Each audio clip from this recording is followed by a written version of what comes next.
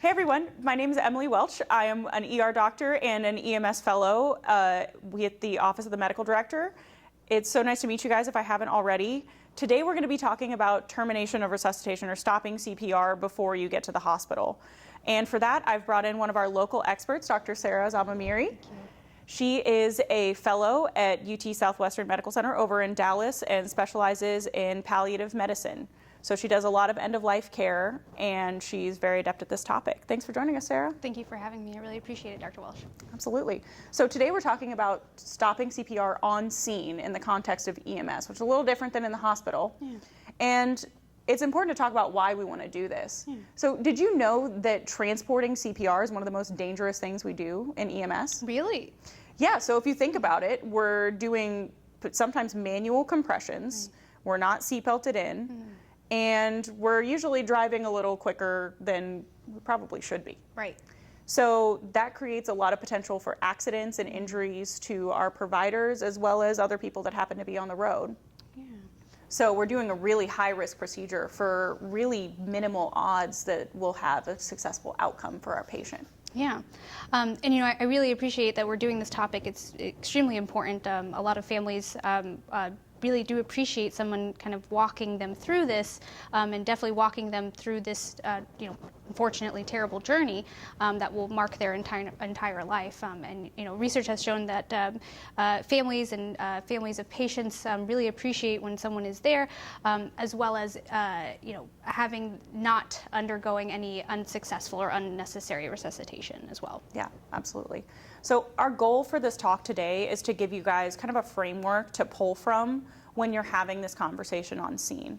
Because there are actually studied ways to do this that families have a better experience. So we're going to lay that out for you and give you even some sample phrases to pull from. So when you're on scene having this conversation, you feel a little bit more prepared. Yeah, for sure. And I think the first thing that you guys are all very familiar with is scene safety. Ensure that your scene is safe. Afterwards, you want to find a place kind of near the resuscitation area in order to talk with the family. And it's really kind of, you know, the groove of what the family wants at that time. If they want to be near their loved one while active resuscitation is going on, by all means, please don't fight them. Let that happen. If they want to sit down, that's great. If they don't want to sit down, that's also fine as well. It's really trying to ensure that you have a safe place to talk about this this active resuscitation with them. And afterwards, you want to assign someone to speak with that loved one on the scene. I understand that sometimes it's just one rig that shows up, and so only 2 paramedics are there. So you can quickly just introduce yourself and continue to work on the resuscitation while another crew is coming in, and at that point, you can assign someone else in order to talk with the family. And this person that is assigned is just as important as the entire code that's going on and everyone that's involved in this code.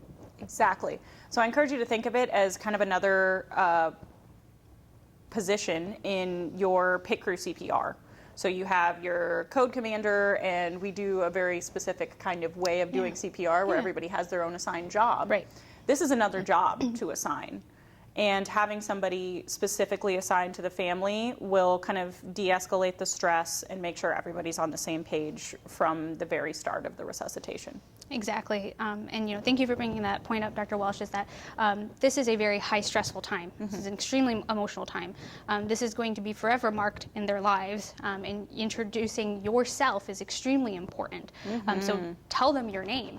And then introduce everybody that is on the scene. You don't have to go through everyone's names, but you know, say this is the rest of the paramedic crew, this is the rest of the firefighter crew. We're all here to take care of your loved one, and just kind of really, again, introduce yourself. Your name will forever be remembered, and it's best that you be remembered by your name. Yeah, exactly.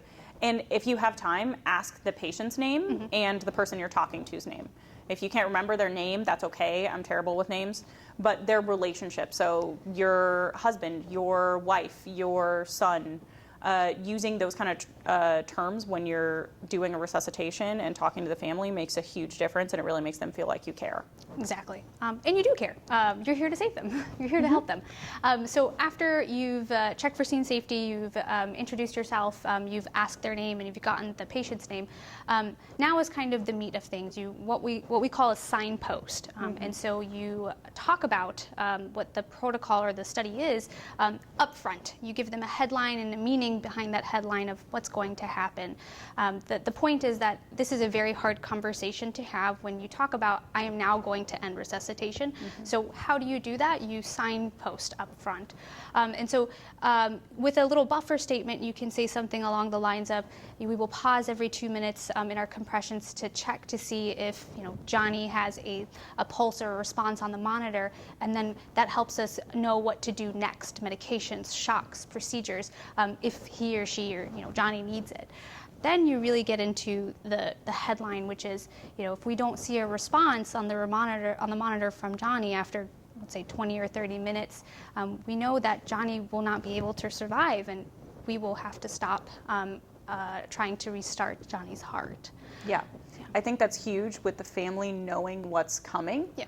And think of it like a road sign. That's why we call it signposting, right? If you know a speed bump is coming, you can prepare for it. But if you don't know what's coming, that's when the whole ambulance gets jostled and everything goes flying.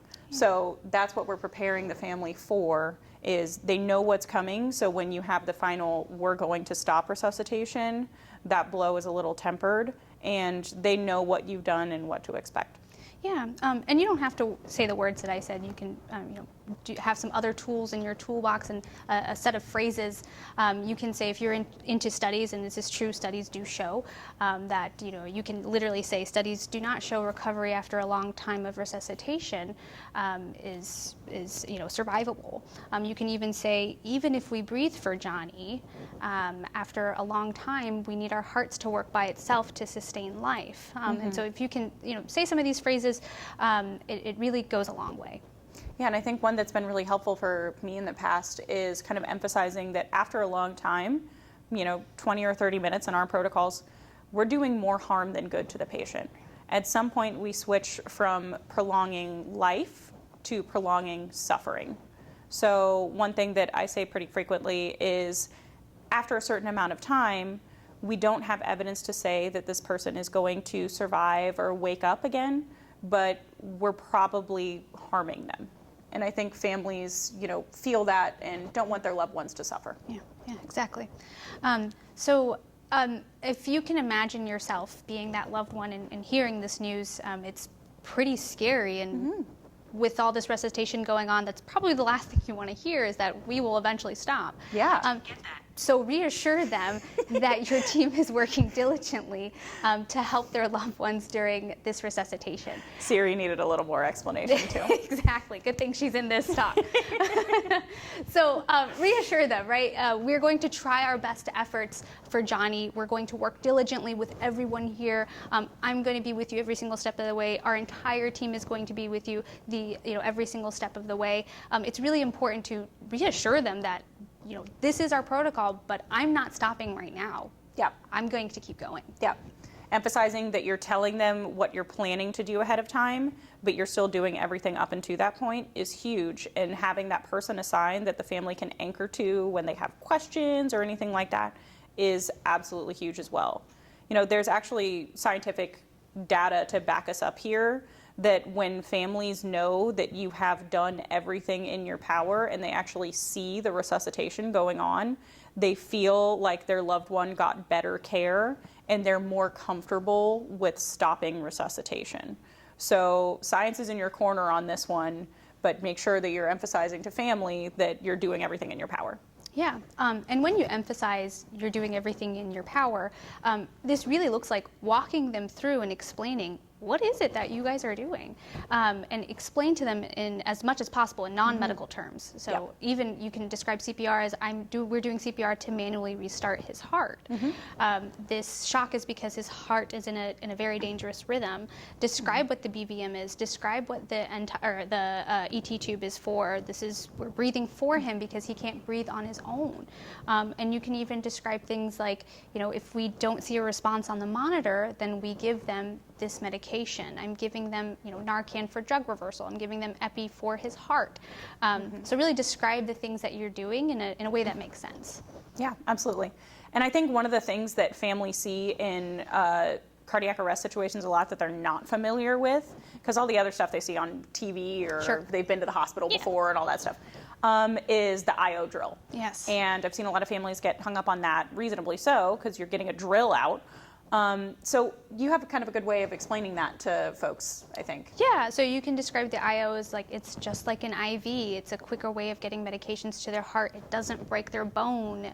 This is simply just like an IV. In fact, doesn't hurt any more than an IV would. It's a different form of an IV. Yeah. And I think with that explanation, families are much more comfortable with the concept. But you want to explain all of these things as you're doing them, or ideally, if you can, even a little bit before, because it's a lot easier to keep a family kind of on the same page as you than to try and win them back once they're worried about what you're doing. Right on, exactly. And that kind of leads us to our next point is right before ending resuscitation, we need to summarize to the family what really happened. And this does work better if we've signposted from before so they can expect what's happening, or you've explained everything along the way. But sometimes resuscitations might not always, kind of be a walk in the park and as easy as what we're presenting to you, and the scenes are sometimes chaotic, and so this may be a really important step that you want to make sure that you do, even if you haven't done anything from before, like signposting or explaining things. And this is just summarizing that, hey, we've done everything that we could, and despite our best efforts, we're going to stop resuscitation now. We've tried all the medications and all the shocks and the breathing tube and the IO, and we have seen minimal to no response from Johnny on the monitor. And these medical things are no longer good for him. And so we're going to stop resuscitating. Yeah, absolutely. If you get on scene and everything's super chaotic and you don't have time, or family isn't even initially there at the start of the resuscitation, because sometimes that happens as well, this is kind of your next entry point into this conversation. Yeah. So you've been doing CPR, you're approaching a termination, and you haven't had the chance to catch up with other loved ones on scene. This is your shot. Yeah. So you can kind of cram all of your signposting and everything into a much shorter conversation at the summary we're about to stop phase. Even if you've already stopped, this is still something that you should do to family, to be able to explain what's going on and kind of smooth out that process of their loved one passing away. Right, exactly. I think that's a very important point. Even if you have stopped, it's really important to summarize what you have done, right? It's really important, and ultimately families really appreciate when they've seen everything that has happened for their loved one at that time. Yeah, absolutely. For sure. And I think the last thing is this is kind of, the post-resuscitation. Once we've ended our resuscitation, it's very important to explain that the local police and the medical examiner will be coming. Yeah. And it's scary to see, law enforcement being there. It's just unfortunately and quite scary, the law that we have here. And so I think explaining that up front, that this is going to happen, is equally as important as everything else that you just did during the resuscitation. Another thing is a lot of families will start asking, well, what about the body? What about the funeral arrangements? Again, just explain that it's the law that the medical examiner will take the body and then release it when it is time, and that funeral arrangements will be made afterwards. Yes, and that's huge. So we do have law enforcement show up on our termination scenes, and a lot of families, I would venture to say most families, aren't expecting law enforcement to be involved in the death of their loved one. So warning families that that's going to happen, and that they're not there because the family did anything wrong by calling 911, or they're not in trouble for their loved one passing away, they're not being investigated, is huge. And it makes our law enforcement colleagues have an easier time. So being able to give that preface, and also that the body won't be staying in the home, the medical examiner is going to come retrieve it and do whatever they need to do, is really kind of comforting for families, because they sometimes are like, well, I don't know what to do with the body. Right. So telling them that there is a plan, and what that plan is, you don't have to go into detail, but just know the next step is very comforting for family. Right, yeah, exactly. Well, thank you so much. That's kind of it, and hopefully that's very helpful when the next time you guys are on scene and starting resuscitation. Absolutely. So our next step for today is we're actually going to give you guys an example of one of these conversations, so you have even more of a script to pull from if you'd like. So you ready to do it? Let's do it. All right. Thank you. It looks like a family's over there. Do you want to talk to them? Yeah, sure. Not a problem. Hi, I'm Sarah. I'm a part of the EMS crew. Is it Hi. okay if we talk about what's going on? Yes, please. Yeah, tell me, what's your name? My name's Emily. That's Excellent. my dad, That's your dad. Yeah. What's dad's name? Jim. Jim. Excellent. Well, we have two of our best EMS working on Jim, okay? Do you prefer to talk over here about what's going on, or you want to head a little bit over there?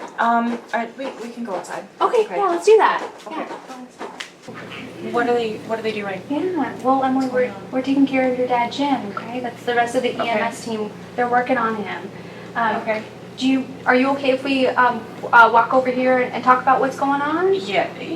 Is that okay? I don't know if I want to watch this. Yeah, let's go Okay. this way. So, so our EMS crew is working on your dad, Jim. Okay. Is it okay if I describe kind of what we do and kind of what are the mechanics of this? Yeah. Yes, please. Yeah, I want to so- know what's going on. Of course, as you can see, they're doing CPR, and you'll notice that there'll be a pause every 2 minutes to see Okay. if Jim is responding on the monitor.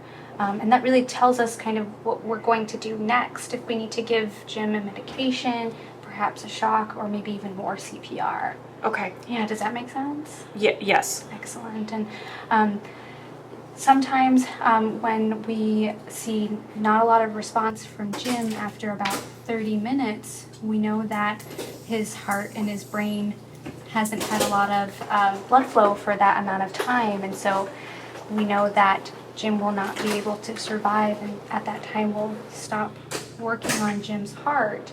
But I want to let you know that throughout this entire time, we'll be with you and your dad the entire time. And I'm going to describe everything that our team is doing for him. Okay. Okay. Good. Excellent. Okay. So, Emily, I want to tell you kind of what's going on with your dad, Jim, and what our EMS crew is doing, okay? Okay. We are using this bag here to give him oxygen because your dad can't breathe on his own. Okay. And we're doing CPR because his heart cannot beat on its own, so we're beating for him. Okay. And Okay. this monitor that you see over there, that's what we look at every 2 minutes to see if your dad has a response from his heart. Okay. Yeah. Like it's starting again, or what do you mean? Yeah, like his rhythm of his heart to see if the things that we're doing for him is helping his heart beat on its own. Okay. Yeah. Okay. And those pads you see on his chest, if his heart is in a dangerous rhythm, we use those pads to shock his heart back into a normal rhythm. Okay. Yeah. Okay. Does that hurt? No, it does not. Okay. Okay. He won't feel it. No. Okay. Okay. We'll be with you every single step of the way. Okay. Emily, I want to take the time to kind of summarize what we've been doing for your dad.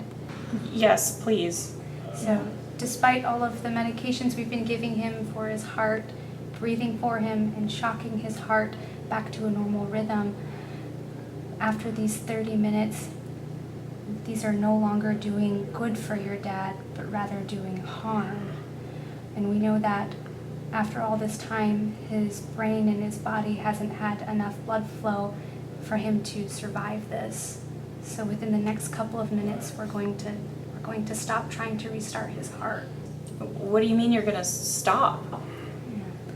We're going to allow him to have a natural death without him suffering, going through all of the things that we've been doing for the past 30 minutes.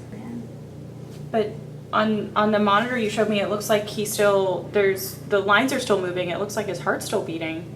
Yeah. When we do that, we're artificially trying to restart his heart, and we're artificially giving him oxygen through that bag you've seen. When we stopped to see if his heart was beating on its own on that monitor, he wasn't doing that. Okay. Yeah. Why can't we just keep doing that? We know after 30 minutes that your dad will not be the same person as he was before we started all of this. So he's not gonna wake up? Yeah, he will not wake up.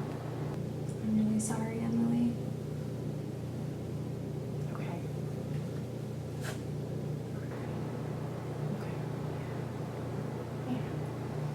I want to tell you a little bit about kind of what's going to come next. Is that okay? Yeah. What do I do now? Yeah. I first and foremost want to thank you for calling us and allowing us to be with you and telling you everything that's been going on every single step of the way. You'll also see some law enforcement here, so police officers might come, as well as a medical examiner. You haven't done anything wrong. This is the law that they have to come, okay? And they're gonna help with your dad's body and will help you redirect what to do with that after the medical examiner releases the body back to you, okay? Okay, but the police are coming. I'm not in trouble. No, you are not in trouble. This is just something this is the law in the state of Texas. That they have to come. They have to come, Okay. yeah, but you have done nothing wrong, and it's just something that we need to do. Okay. But I want to let you know that this is happening so that when they do come, you're not scared, Okay. and know and reassure you that nothing has been done wrong. Okay. Yeah. Okay. And they'll tell me what to do after that? Yeah. After that, the body will be released from the medical examiner, and you can make funeral arrangements. Okay. Okay. All right. I have to call my family Yeah. and let everybody know, Of course. I think. Of course. Yeah. Let me Okay. know if you need help. I'll be Okay. here. Thank you. You're welcome.